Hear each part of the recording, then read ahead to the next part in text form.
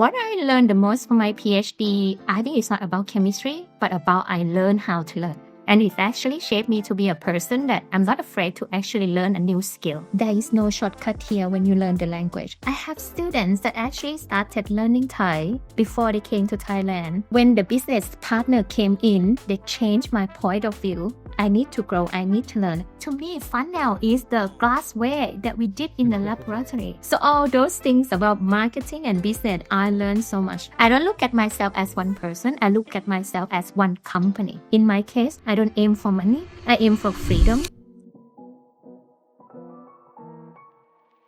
So I'd like to welcome Nu to the podcast. So Nu, thank you so much for joining me today. Thank you so much for your invitation as well. And I'm so glad to be here and to get to know you and your audience more as well. Thank you. Absolutely. So the reason that I invited you on is because you're well known in the education space, right? And I know that you teach a lot of foreigners Thai and you help foreigners in a lot of other ways. But the thing that's really interesting to me is that there's a lot of people in the education space, but not always really business owners. And I think that you bridge that gap very nicely because you have the business mind, you have the educator's mind. And so that's why I thought you would be a fantastic guest on the podcast. So maybe we can just kick it off by you share a little bit about yourself, who you are and what you do. So I'm the founder and pretty much mostly solo self-employee myself for Thai Lessons by Nu. So what I do is teach Thai language to foreigners through the online courses and also online platforms. Excellent. And what's the name of your platform again? So I am in everything, but the main name is Thai Lessons by Nu. Excellent.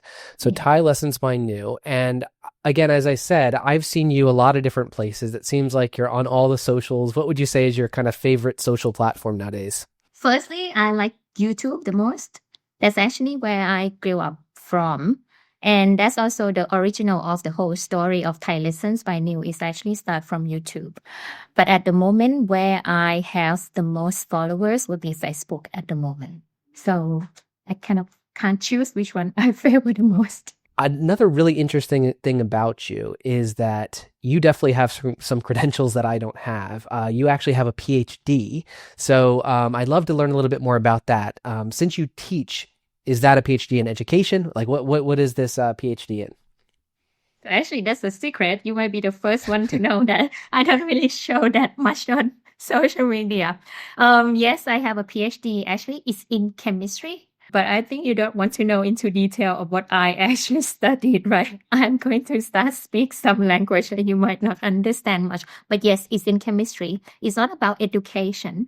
However, I think it's pretty close because eventually most of the people who graduated in PhD, then they would do research course or teach at a university. So actually, although I didn't graduate in education, but I have experience in teaching, training, supervise students as well.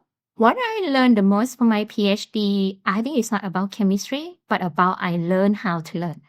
And it actually shaped me to be a person that I'm not afraid to actually learn a new skill. If I can spend 3 or 4 years to actually be a specialist in that area that I wrote 400 pages of my dissertation and then get a PhD, I spent 4 years doing that. Why can't I spend another 3-4 years learning a new thing and be an expert in another new area? So actually, it's about the feeling of you can learn and you can relearn and then be an expert in any area that you want. So I think that would be the benefit or the mindset that I get the most when I get the PhD. So I'm not afraid to actually learn and relearn something. Another thing that I feel like I spent 10 years, of course, learning this. But that's my 10 years. I still have 80 years, 90 years, 100 years to go, right? I shouldn't let my 10 years dictate all my whole life. And if we have only one life and we are going to live 70 years, 80 years, I don't know. Why do I do only one job? This is only one life that I can do, right? I can still have many things to do in life. Now back to what I'm doing, it's by circumstance. So I enjoy my work at that time. However, it's come to the situation that I know that my contract was about to end and then COVID time happened. And then during COVID time, I was in Australia at that time. So it's come to the point that I started doing YouTube before, but nothing related to about COVID or anything at all. I got an idea that I said like, I want to have passive income. And then when it comes to passive income, I was looking and it's like, I can just do, and it wouldn't have a ceiling or limit my ability or limit my income. So that's why at that time, so I chose YouTube because you actually can reach so many people around the world, right? There's no ceiling. Although I work in social media right now, I don't really like to expose myself in social media. If it's about my personal thing, I don't post anything on Facebook for over 10 years already. I don't normally like talking about myself. If I don't do my work right now, I wouldn't have Instagram. I wouldn't have TikTok. I wouldn't have social media. But okay, it's my work. So we have to do something for work, right? I wouldn't do anything about vlogging, talking about myself on YouTube because it's not myself. And then at that time, then I think, okay, let's do Thai language. If I do Thai language, that means I can speak English to foreigners.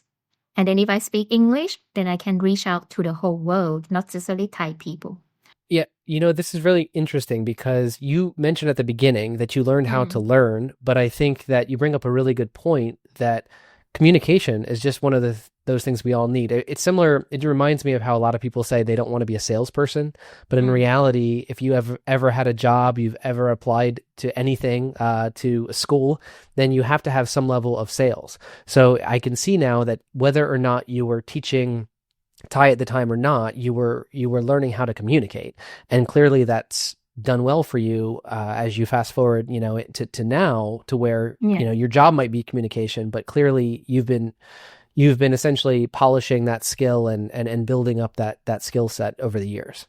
I can't help but think about some business owners that I speak with that don't want to put themselves behind camera. They'll maybe get on stage or they'll do some other things, but as soon as it's looking into a camera, they don't do it, or they don't want to do it, or they're scared to do it. And so it sounds like you're making the point that, I don't know. I mean, what would you say to that individual that is essentially just not clicking the record button, not putting their face out there more? What would you recommend to them?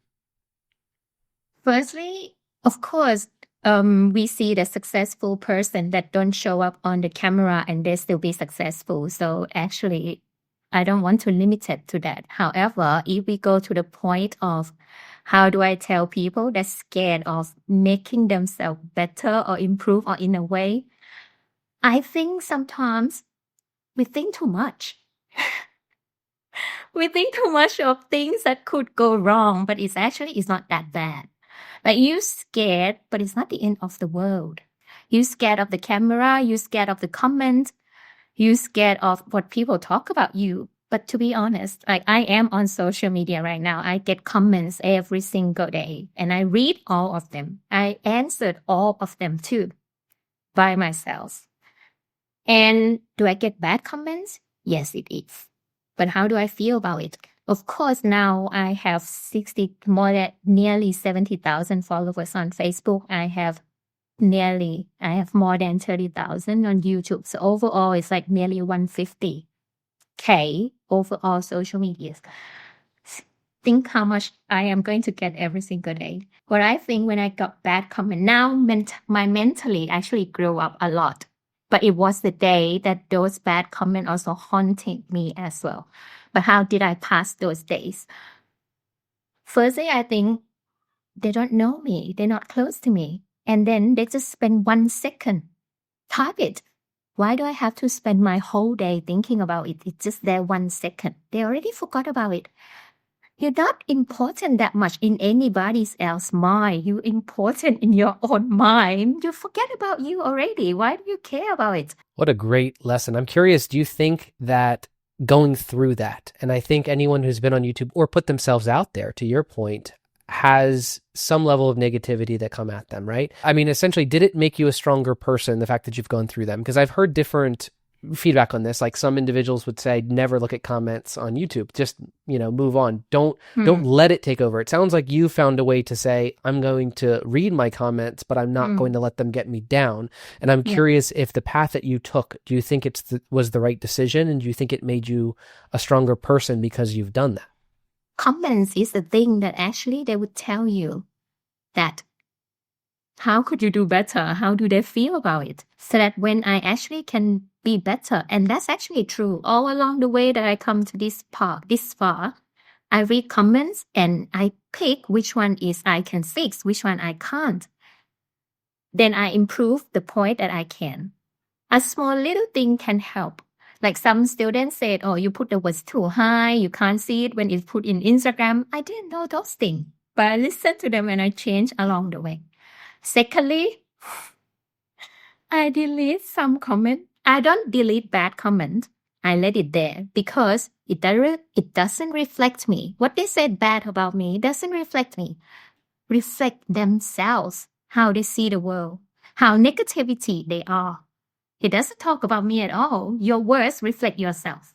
Yeah, absolutely. I mean, when you think about the types of individuals that do that go online and say, I'm going to leave this mean comment and hope that almost the person is now going to think through it and it's going to ruin their day. Think of what type of person you have to be that type of person. I want to go back to your background again, right? Yeah. And you have quite an academic background and you obviously were educated through the Thai education system, right? And Yeah. so I'm curious what your thoughts are with education in Thailand. And, I know there's a lot of stereotypes here and there, and it might depend on the different things people study. But, a lot of people think of Thailand as being a little bit more for rote memorization, and it's not always problem solving skills. But everything we've been talking about to this point has been problem solving.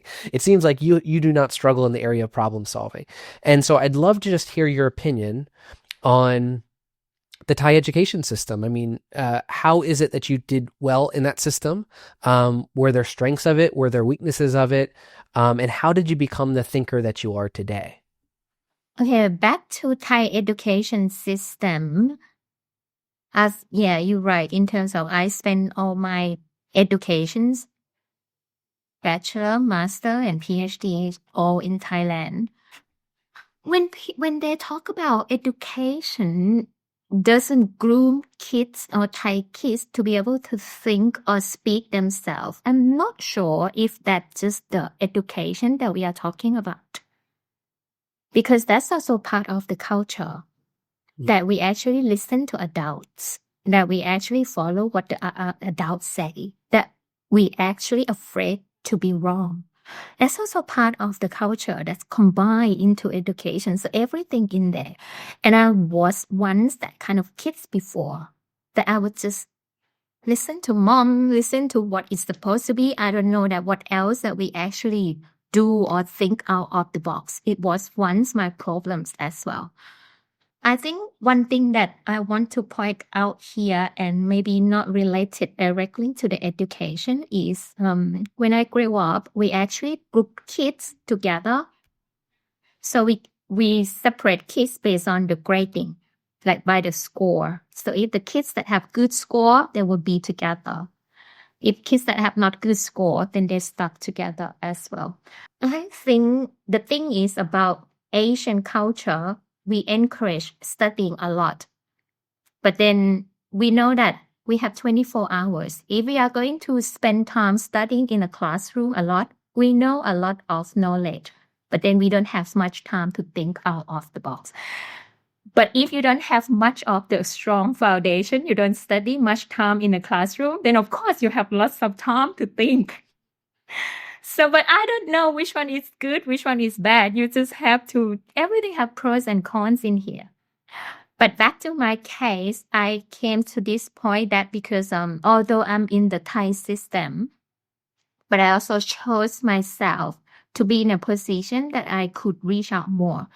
So I chose to have a professor, my advisor, who actually, my PhD, I did in Thailand, of course, but my supervisor, actually, they are from the UK. So I go to them and then they teach me, but then not just only chemistry, but actually everything. So we just speak English in the classroom. We spoke English, everything, because my supervisor, he can't speak Thai. And then all the system, everything we ran similar to like in the UK that where they graduated from. And I also learned about work-life balance from them as well. Because as Thai kids, we actually study. My whole life, I would just been going to tutoring school and stuff. I never known about you have to work, you have to live, you have to sleep as well. There's 3 things you have to do in a day. So I learned from them as well. So I think wherever you are, you have to find where you can actually improve and grow better, whatever situation you are in. And that would be where you actually can maybe be different from others. Now, that's incredible. I mean, I think one thing that I really get from that is when I lay out something like the education system is a good way, it has goods and bads, right? I like that you've basically every time that we've talked about anything up to this point, it sounds like it's your personalities that you found the good in it, right? And rather than saying, oh yeah, my teachers weren't good, it sounds like you said, oh, I found a way to study under someone that taught me this other thing. Essentially free will. You basically said, instead of complaining about the system, leverage the system you have or adapt within it, or, it seems like you're quite nimble in the way that you've always operated through life. And that makes me wonder where that came from. So I am, curious about your upbringing. Did you get that from your mother?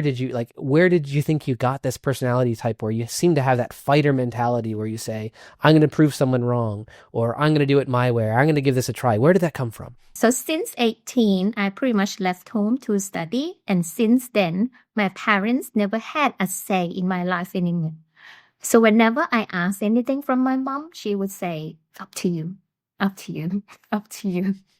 So that would be the point I stopped asking her opinion, because eventually I know the answer. That would be up to me.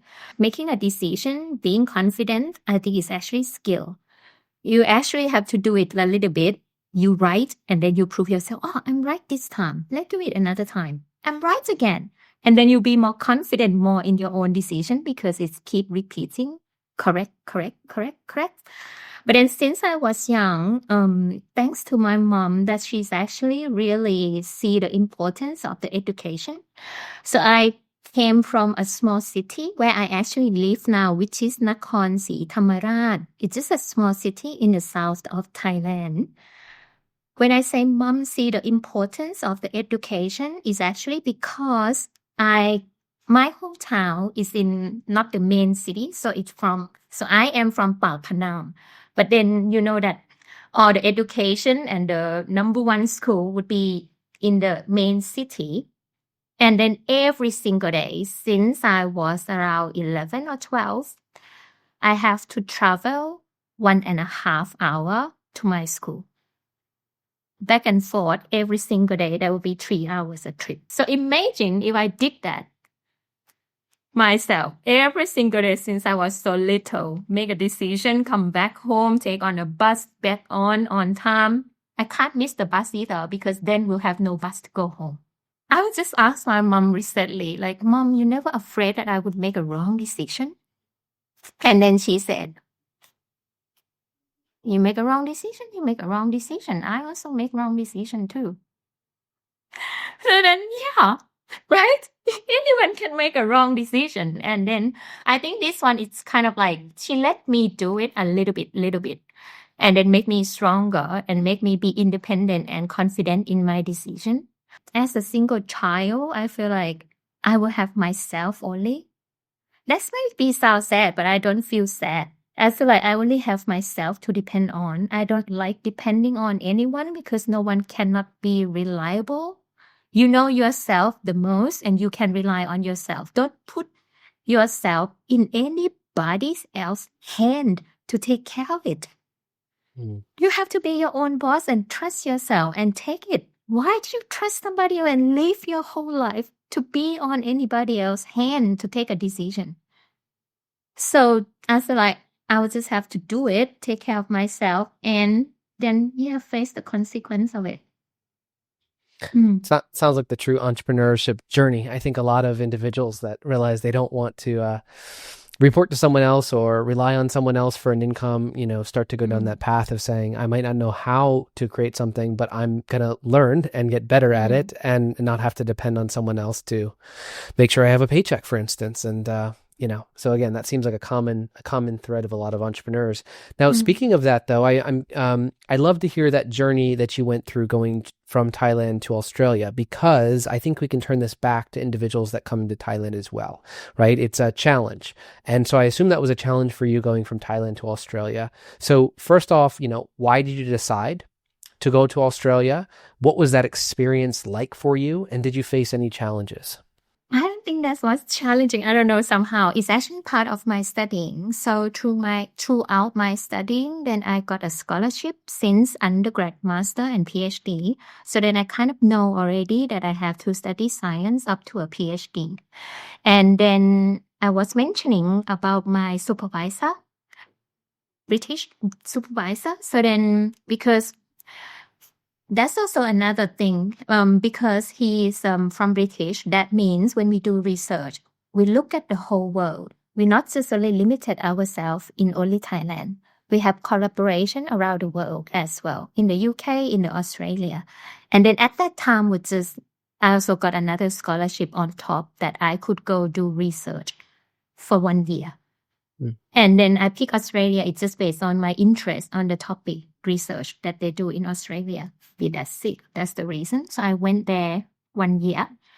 So when I went there 1 year, it's actually fun somehow. I feel like it's going to be a fun year. It's going to be like a lot of things to learn. And it was true. It's actually fun and it was really good time. I think that was the time that I also feel it's fun as well. Now we go back to the education a little bit. I think it's more fun in Australia to do research. That because it's got a lot of equipment. It got a lot of the specialists. It's like everyone you go talk to, they get a PhD, they specialize, they actually know what they are doing. So when you have questions and you go talk to a specialized and the equipment is there, it's fun to actually find out and seeking more and more. Unfortunately, we don't have that much in Thailand. So in Thailand, when we did research within my group, we actually send the samples outside to overseas and we wait for the result and then we analyze it. But when I was in Australia, I would just go downstairs, book the machine, do it in the afternoon, get the result, interpret it, writing a paper. The next day, discuss with my team, with all the PhD. So actually, the whole step is just fun doing it there. Challenging, of course, is about language. That because at that time, I thought that I would be there only 1 year. So then I feel like if it was going to be 1 year, I have to make the most of it. To make the most of it, I should embrace myself in an Australia environment as much as I can. So then I avoid to have Thai friends. I avoid to use Thai language. I just put myself in a position that I was just surrounded by Australian and foreigners and everything. So I stayed in a house as a housemate. So I have other 3 housemates, one from Indonesia, one from American, one from Australia.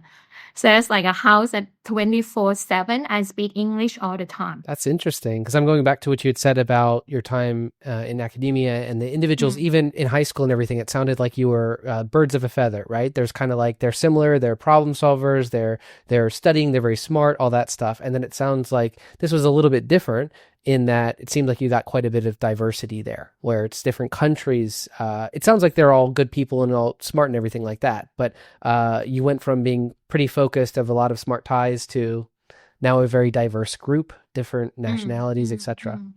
And so actually my friends that I knew there, then they didn't go to university. They actually work at a warehouse. They actually work at a retail. So I actually know different kind of people. I think it's actually tell me to understand people more. Because if I know just a group of my friends who speak my language and understand me, then I don't. Sometimes we look at people and we just see number. And we didn't think about those number are people. But now I have friends like that too. Then I actually feel, I have more reason. I kind of know them more and understand more, not just number. So that's also good experience as well. Yeah, another thing that resonated with me when you said that you sort of forced yourself to not hang around other Thais and not speak Thai. I think a lot of people probably don't do that, right? I mean, one of the first things I hear from Thais sometimes in Australia, and I visited there too, is they'll go to the Thai markets, they'll get all the Thai food, they'll surround themselves with Thais, and then and then of course complain about the food not being spicy enough because only Thai food has the good spice and sweet. But it sounded like you kind of you got there right at the beginning. It sounded like you started surrounding yourself with something new. And it sounds like that paid off, right? Yeah, I think I kind of planned already what I would expect. I mean, what I should get, what experience I should have. So I think it's, as I said, it was just only 1 year that I think this is maybe only 1 year in my life that I am going to be overseas. And then Thai food and I can have it any time of my life more, right? But then this is only going to be 1 year in Australia. Of course, it turned out to be 12 years in total. I live in Australia. But at that time, it was only 1 year that I was thinking that I could do it. So then, yeah, then I made the most of it because then what are the chances in my life that I am going to be there? I didn't know. Now, can we turn that around? Because I'm sure that you have worked with and helped foreigners study Thai, and you have your platform where I think you're helping tons of foreigners. And I'm just curious, do you see any problems or challenges that a lot of foreigners have coming into Thailand? Do they fall into that same challenge of maybe surrounding themselves with other foreigners and not exposing them a lot to Thailand, or how do you think about that? Firstly, I actually feel like my student and everything who made a decision to come to Thailand, they did so well. In my opinion, I think that's so brave. Like I know I have students that actually started learning Thai before they came to Thailand and then moved to Thailand. Like they plan to retire in Thailand and then they studied the language before and then they came to Thailand. I think that's so brave. Like I imagine myself at when I was 30, moved to Australia. At that time, I feel like everything was so fun. But right now, at my 40, and you ask me, go to a new country with zero friend and start everything from fresh. I'm scared to do it. So anyone who did that, make a decision, came to Thailand and want to settle here, start your new life with no background, no friend and anything, I'm so admiring you. You're actually so brave. And now back to learning the language. Yeah, it's important. It's because it's not just really about the language, actually. You know yourself. I think I know myself too. I speak to my Thai friends. It actually sounds fun or better when I speak English to my Australian friend. That because somehow I know Thai better, right? But I also get a lot more fun when time by time, like I know the jokes and everything of Australian more. So language is not just only about you just understand what you eat, what you buy, where to go, but it's about connecting to people. And when connecting to people is more than just connecting because we are human. You can be happy by just talking, having a good connection with someone, even a stranger, for a few conversation, and that could actually light up your day already. So that's how important of how you can communicate to people can be. That's why people or students say like I changed their lives because that's made their everyday life is actually going better, having better communication, having better connection with people around them. Especially when you are in Thailand as well, Thai people. I say this because I really feel it, not because I'm Thai. I've been to many countries. I live in Australia, I'm traveling to Europe. And I came back to Thailand and realized how nice of Thai people are. And I was here, I didn't realize that, to be honest. But once I go out and see lots of people outside Thailand, and I came back and said, Thai people are so nice. Seriously. And that's true. And when you even try to speak even just a little bit, they would just like really smile back to you, really try to talk to you, really try to understand you. And even they try to speak Thai back to you somehow and try to help you. Of course, there are some people that bad as well. I don't say everyone's just nice, but mainly majority, they are so nice. So learning the language, even just a little bit, will pay you off. You actually go out and talk to a seller and say something, they will just say something nice. And if you have a bad day, your day will turn upside down. So that's the importance of learning the language, especially Thai if you are in Thailand. And now how to actually make it better? I think you have to start from you have a strong foundation first.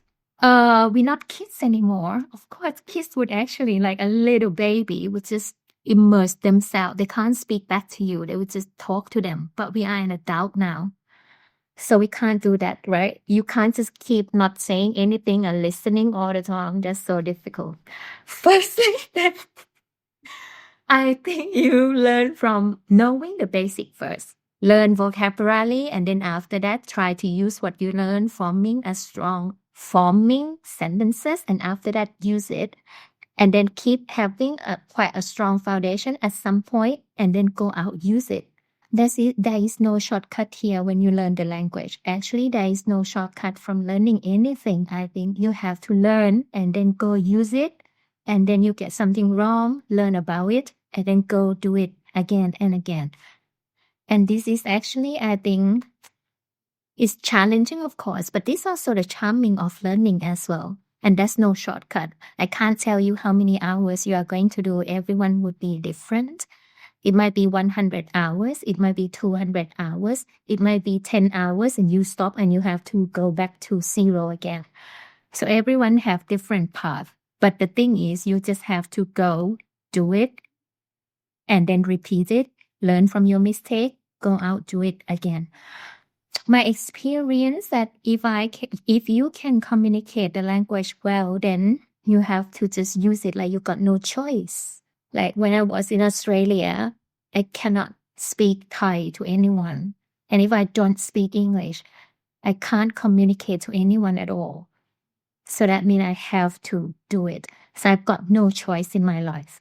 If you can make Thai language, like you got no choice in your life not to speak Thai and I'm not going to survive, I bet you actually improve a lot in a month or two. Me being able to speak English may be a downside between us because you know that I am going to understand when you speak something. But then I also said, then we set the time. This time until this time, no English at all. And then we'll put money in a piggy bank if you speak English. But then, yeah, you have to just make a decision to make it happen. Yeah, be serious about it. But I understand that now you have your wife that maybe they can speak English and then, so the situation is actually slightly different, but try to immerse yourself as much as you can. Like what I do right now, I don't speak English as much as I did, like when I was in Australia anymore. On the other hand, I start listening to English podcasts even more because I want to keep myself in the vibe of just being in an environment of just English only. So then when I watch movies and everything, then everything would just be in English. If I watch shows, then it would just be in English. So then just keep myself in the vibe of just like always use English. Writing my notes and everything also in English, not Thai. So you as well can do that. Use everything in Thai as much as you can. If you think that you have no one to talk to, you have yourself to talk to. The weather is hot. Tell yourself in Thai. How do you feel? Tell yourself in Thai. No, it's great advice. I have to tell my kids that too. They are multilingual, and I think they sometimes resort back to English. They tend to do a little bit better in their English classes than they do in their Thai, and so I don't know. We'll have to make an only Thai household for a while to set some rules for them as well. I am curious then about the changes that are happening though in education, right? So we're talking about how there are no shortcuts. I 100% agree with you, but then I can imagine that some of the AI and some of the technology that's coming up is maybe making people think there might be more shortcuts. And I'm just curious if you have a thought about how language learning might change now that AI is becoming more prominent. I mean, I'm seeing it working its way into certain softwares now. What is your opinion on AI? In general about AI, if I have to say, not about the language first, but in general, I feel like I'm scared. I listen to podcasts a lot, talk about what possibly be about AI. So I'm scared. And even if it's got only 1% of it could replace human and we are going to be extinct, I think we should be scared of it. Even just a small percentage of possible, I think we can't actually trade for that or gamble on that. However, I'm not the top 1% of the world who control the AI and everything. So what I say is not important, right?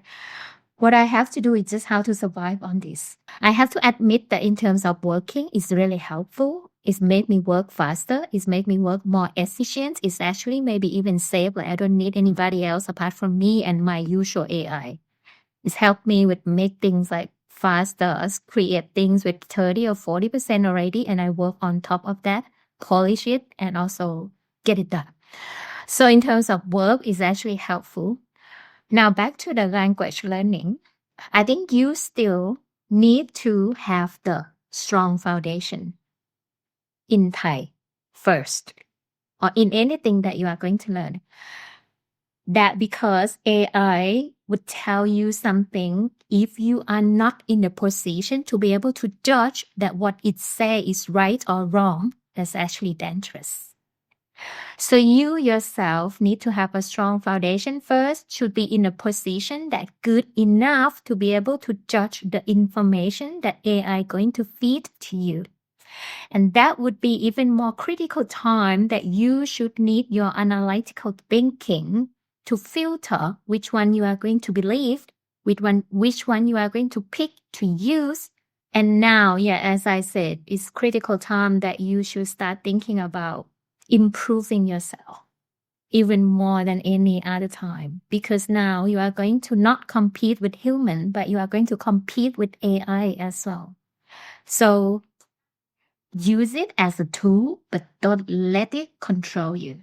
Great advice. Great advice. What you've talked about through this whole conversation has been human connection, right? You talked about how when you can speak a language, you can make a deeper connection. When you have reasons to make connections, it's forcing you to learn more, right? Because, you want to be able to talk to that person on the bus or whatever it may be.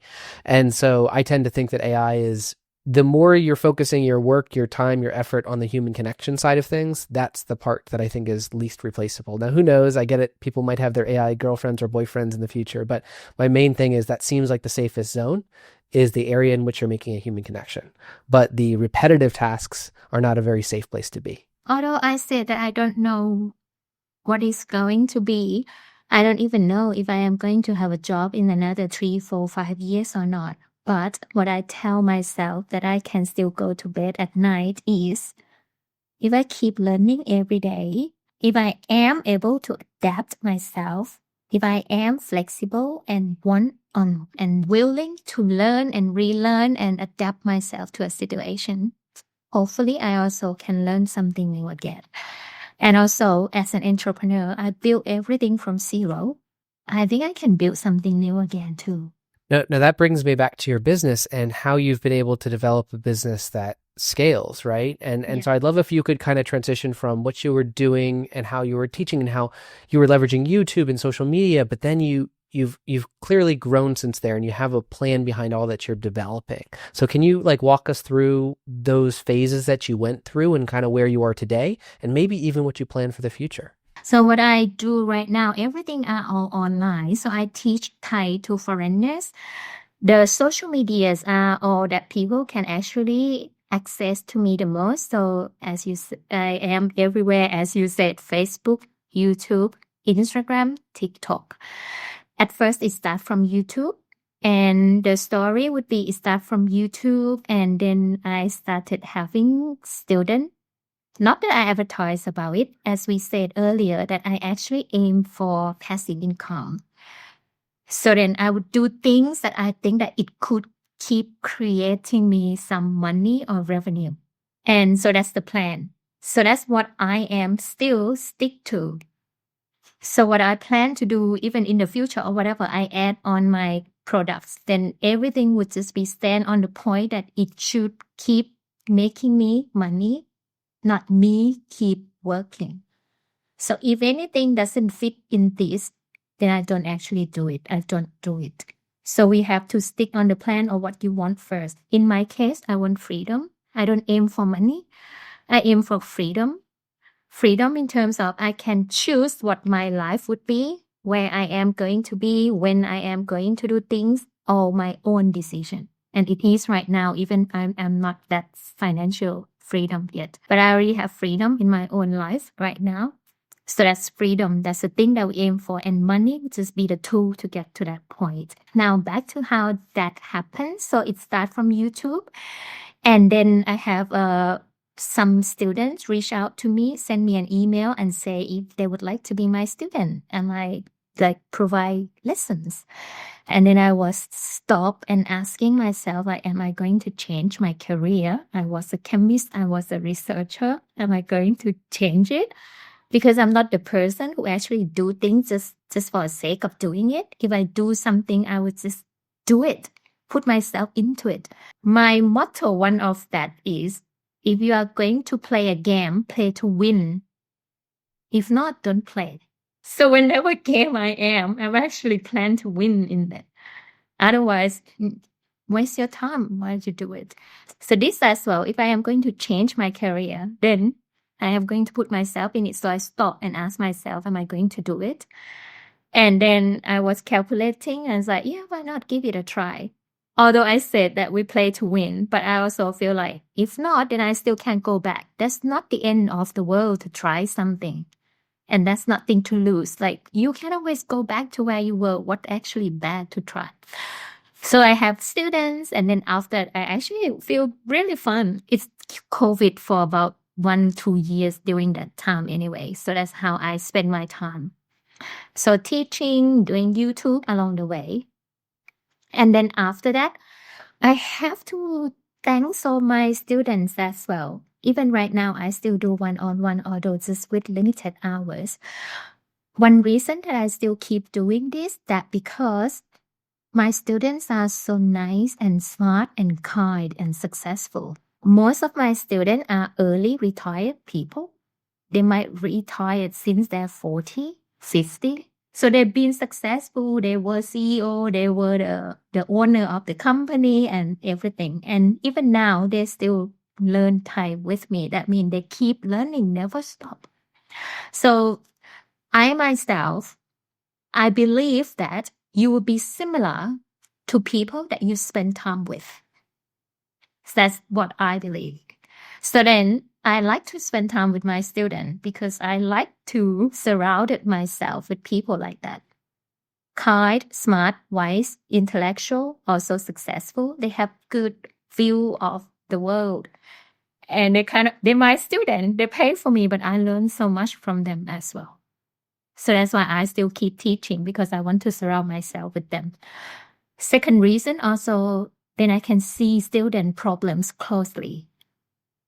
And that could help me to improve my lessons in my self-learning courses, in my Patreon for the monthly membership as well, because I see closely what's the student problems. So I know how to help them, how to fix them, and put those things into my lessons that I provide courses for students. Back to that. Now, my student helps me because they actually like me enough to actually kind of be my mentor in a way as well. They said, because they are students, they not just only learn with me, right? They learn through many channels. And then they also help me by, Neil, why don't you try this? Why don't you try that? So then they introduce Patreon to me. And that's after I teach for like a year. And then they introduced it Patreon. It's like, Neil, give it a try Patreon.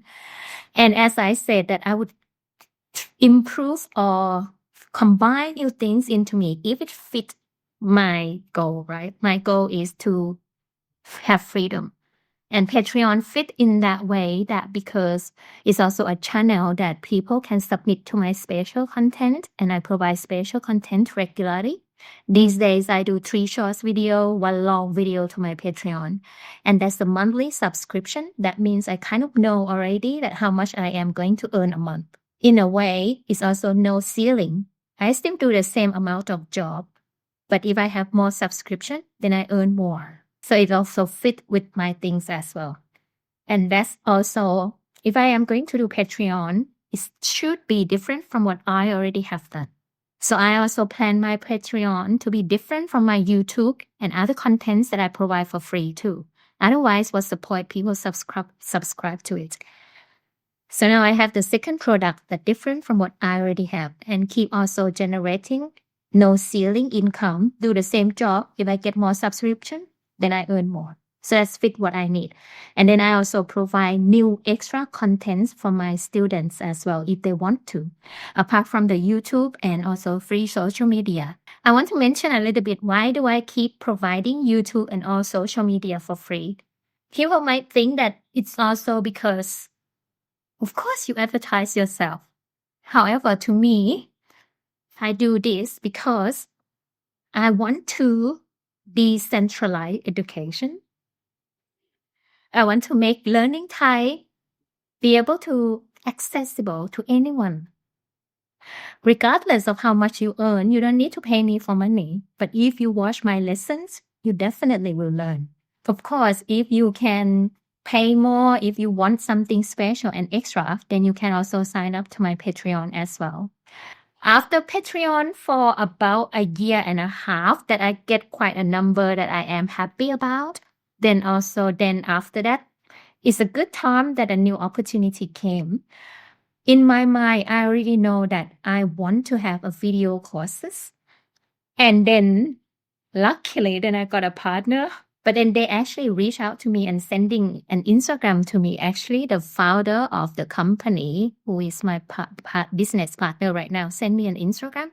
I chose them that because they already have the plan to do the things that I already have in my mind that I want to do, which the video courses. So they just came to actually fill in the gap that I needed.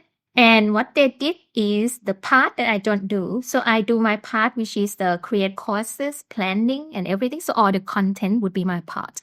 Other thing else is their part, which is behind the scene in terms of the finance, managing the payment, marketing, websites, reach out, sending emails, everything behind the scene that I don't know. And I don't know for real. I actually learned so much during these 2 years that we've been together and we still be together in another few years. So I learned about cold ads. I even Googled what it means. Like, what cold ads mean? I learned about green funnel, evergreen something. To me, funnel is the glassware that we did in the laboratory. And then they talk about funnel. I was like, what does it mean? So all those things about marketing and business, I learned so much about this within these 2 years. Now, when we talk about business mindset, I have to admit that I actually didn't have this kind of mindset before. When I did at the start, YouTube, teaching one-on-one, even Patreon, it was just, okay, aiming for just have passive income. And that's just for myself. But when the business partner came in, they changed my point of view about I need to grow, I need to learn. And I now by myself in terms of I'm the whole company myself. I don't look at myself as one person. I look at myself as one company. This company, what do I have to do? I have to aim that what this company going to head to, what we are going to do this year, what we are going to do next year. I'm not talking about with my business partner. I'm talking about me, myself, the whole company of Thai Lessons Finding is here. My product, one-on-one, my Patreon, my self-learning courses. What else that I am going to add in this new company? So, and then I have to go through all the finance, reading all the report, checking all the numbers, and then go to all the bets, and then answering comments, going to making a decision, doing pictures, websites, and everything, checking. I also learned to communicate with working in a team. Like before, when I was an academic, we don't really work in a team, actually, I think, because I was kind of like my own boss in a way that I make a decision of what direction of the research we are going to do and stuff. I discussed that to my boss, but I was still the one who made the decision. I don't really need to communicate in terms of what should I say to make him happy or what, like communicate with the employee and stuff like that. But I learned everything like right now and I'm still improving. Hopefully my team think that I'm good enough, better now. But like how to tell them, because I'm actually the person who go to the point. If you message to me, I wouldn't say, hello, Scott, good morning. How are you today? I was just like, go to the point. But then I also learned to, okay, softer, communicate giving a compliment and then maybe tell directly. I also learn from podcasts and everything, how to communicate to the team, how to talk to the employee. If you are the CEO, then what you should do, how you should spend your time, how to make a decision in a day, how to get enough sleep, exercise, and then make the good decision at the right time. How to actually manage your time, that which time you should do it at which time of the day, to actually your brain still function right. So everything is actually learning and coming out during these 2 years. And now I see the whole world better as the whole market that I can reach to, not just only like small little thing. I think they came in to fill in what I didn't see before and now make me actually could be stronger and bigger in a way. Yeah. Before I joined the hand with them, I didn't know anything, right? So then I asked people around me. However, some people around me also just an employee at the company as well. Then I asked my students who were successful and be CEO and everything, and they look at this like a good opportunity. And then I would come and analyze all the consultation that I get from everyone and think about myself, like, should I have a partner or should I just do everything myself? And I get 100% rather than split my profits with someone else. But then I also learned this from YouTube, from Patreon as well. With YouTube, I get 55%, YouTube get 45%. With Patreon get 12%. I get the rest. They do their job, they should get some earning. The same as my partner. They do their job, they should get some earning.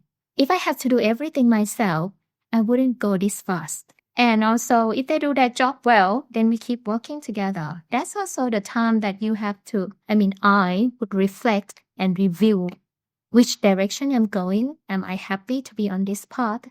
But in that case, I have lots of quiet time by myself so much. So I have time to actually focus on what I'm doing and have lots of time to think about myself as well.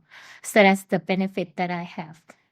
So back to the business point. So next step, because right now I have 3 products so far. Self-learning courses, although we have 4 courses right now. So every year I want to add up 2 new courses. Patreon also would like to increase the number of Patreon more. I put all the new contents every week. That's also what keep me busy every single day as well. Teaching one-on-one, that's what the thing that I don't want to increase. That also because it's an active income.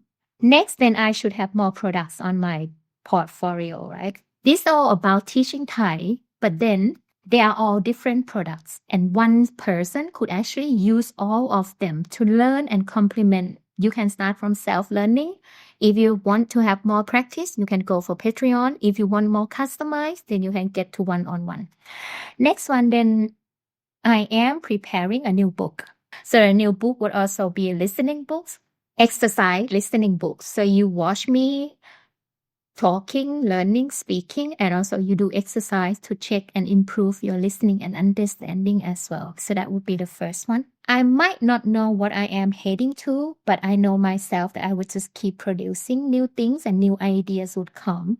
I think it's nothing wrong that you don't know things since day one because I don't think anyone know anything from day one, but once you keep learning and doing, you will see things more.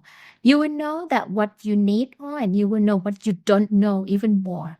Yeah, I love that new note. This is actually something that as you're sharing how you're changing your business, how you seem to be very good at iterating, right? So you're adding to things, you're improving things, you're listening to feedback from YouTube, you're listening to feedback from your one-on-one sessions, and you're changing these things. But you're also talking about how you're optimizing also for your own income and growth, right? And what I love about that is I personally see that as a very beneficial thing. I don't see that as like, oh, business over here is like make money, and then over here you're trying to keep some clients happy. To me, they're all the same. Now, I think there are some bad people out there that will try to do those like quick scam sort of things, right? They exist where people will take advantage of the money. But to me, I see the incentives aligned because if you're able to provide more value to your students, you should be able to make more. It's actually a conversation. I have a 7-year-old and a 9-year-old, and I was just talking with my son, the 9-year-old, about business. Like, what is business? And he said, "Oh, Dad, I think that's like making money." And it's like, No, I would actually argue that business is not about making money. Business is about providing value. And the result of providing value or making something better is to make money. It's the byproduct. I think too many people switch that around. And what you're doing is you're making a product better. You're providing more value, right? And as a result, you absolutely should have an increase in money. And if you're able to optimize your courses, your platform, your Patreon, Yeah. the posts that you're making, then of Mm. course some of that should be evergreen and should continue to grow and build up, and everyone should be winning. And Yeah. the great thing about that too, Nu, is that I've unfortunately seen the other side of that. I've seen some very good teachers that unfortunately I think get caught in that whole do it myself, right? And I'm not saying that's wrong for everybody, but the Mm. reality is sometimes you see people, and I'm not sure if you've seen people in this, but it's that they will build, work on the lesson plan, work on the thing, and they're buried in what they're doing. And as a result, they never really get to improve. They never really get to build and allow more students to get the benefit and get more exposure. Mm. Instead, they Mm. end up helping 3 people or whatever, whatever the number is. Yeah. And then they're just never out of that. It's almost the rat race, right? It's almost back to the whole what happens for a job sometimes is you just get caught in the doing and you never get to go bigger. But I love about your story is how you're always improving and you must be providing more value. Otherwise, you wouldn't have found success like this, right? Yes, I actually really agree. In terms of, I heard people say before that the more people you help, then the more benefit that you would get to yourself. But actually, you help more people as much as you can, and then eventually you will get some return. I didn't understand that before. But once I am doing what I am doing at the moment, then I actually understand that even more. It's not about making money. I think what I love about my job is also when I get to see comments about how I can change their life, how this is important to them. And that's so rewarding. When they say, you are the best, you help me, you actually make me understand this, your courses is actually, one comment actually say, I take a few. I think he said he took 5 courses and only my course that actually he found it the best and can help him improve his pronunciation. And when I see that, yeah, it's like, I don't know, this is the best job. You get money and you get to hear this kind of thing, and that's so rewarding. Eventually, when it's not about yourself anymore, it's actually feel even a lot better. Yeah. And of course, this kind of thing not necessarily good in terms of that. In terms of, as I always want to improve myself, when I produce courses, of course, I have experience in teaching, but my course is also my first course, right? Mm-hmm. My A1 course is my first course. My A2 course is my first A2. My reading course is my first reading course. I also want to hear what people think about it as well. Of course, I did my best to actually do it, but you would be the one who tell me that if it's the best or not. And it's good to actually hear that your effort, what you put in there is actually, they say that, yes, you did the right thing. Right. You're the one that's reading the comments and clearly you take them to heart, right? So you iterate based off what you're hearing and the feedback you get. That's fantastic. Well, Nu, I think you've been incredibly generous with your time. I'm just curious, are there any topics that you think we should have discussed that we actually didn't touch on yet today? I want to talk about time management a little bit. Please do. So I think people hear about this, that you divided into a box of what important, what not important, what urgent, what not urgent. The Eisenhower metrics, right? Yeah.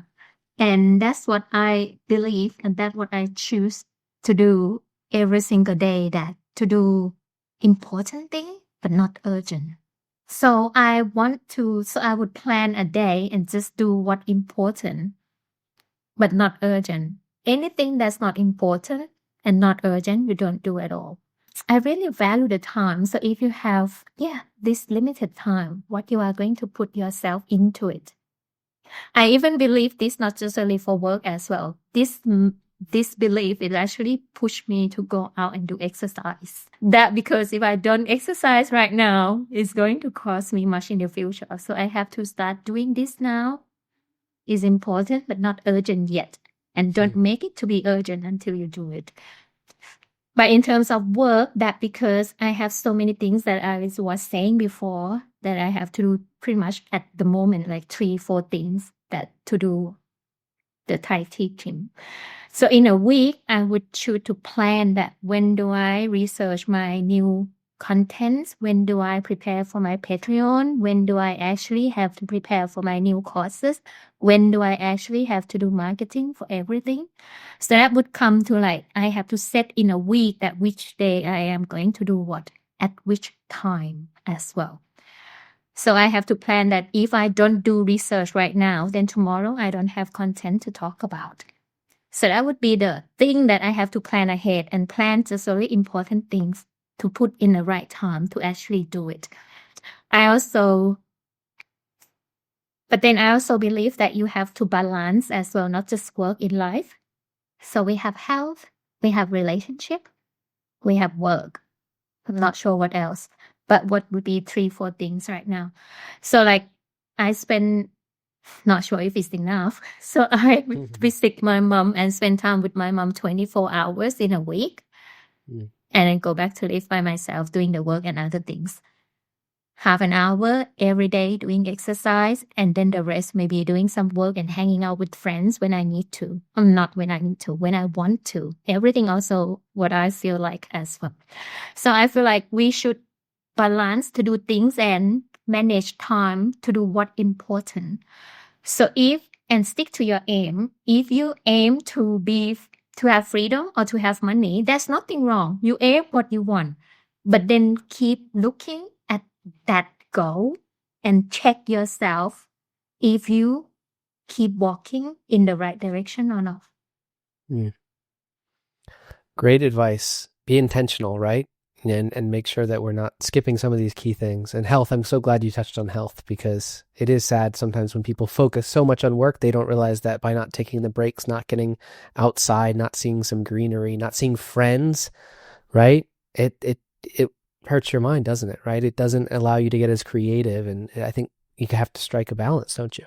I would actually still stick to being super productive. And to do that, you actually have to have those things. You need sleep. You need good mentality. And that's coming from spend time with friends, talking something that nonsense, and spend time with someone that don't really talk about work or anything at all. That's also actually helped a lot.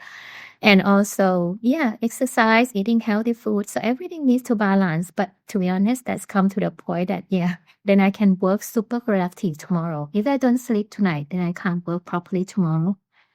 So that's also important.